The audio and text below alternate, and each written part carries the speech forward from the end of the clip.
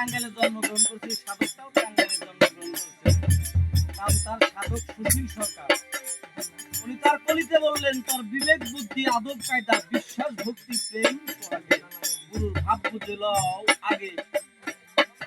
একটা মানুষ যখন গুরুর কাছে বায়াত করে তখন গুরু তারে বলে দেয়, কি বলে যে তোমার গুরুকে তোমার নিজের জীবনের চাইতে বেশি ভালোবাসতে হবে। শুধু তাই না, টাকা পয়সা ধন সম্পত্তি নিজের সন্তান নিজের পরিবার সমস্ত কিছুর ঊর্ধ্বে যখন তার গুরুকে ভালোবাসতে পারবে তখন সে হবে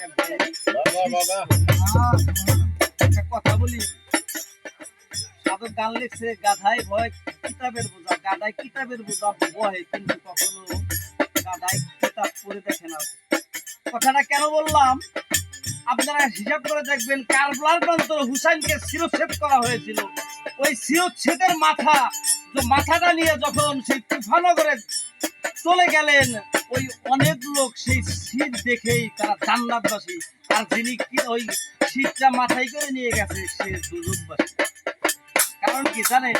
সে ছিল কাফের, ওই হুসেনের শির নিয়ে গেছে, তার ওইখানে কোনো বিশ্বাস ছিল না। আর যা দেখেছে তারা নয়ন ভরে দেখেছে আর মন দিয়ে বিশ্বাস করেছে, তাদের জান্নাত পৃথিবী থাকতে হয়ে গেছে।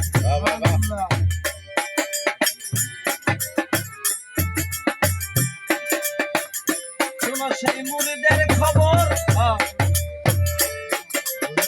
চোখি ছাড়াই বুঝে নিও, বিদল গুরুর যাওয়ার আগে সুপের দিও প্রথম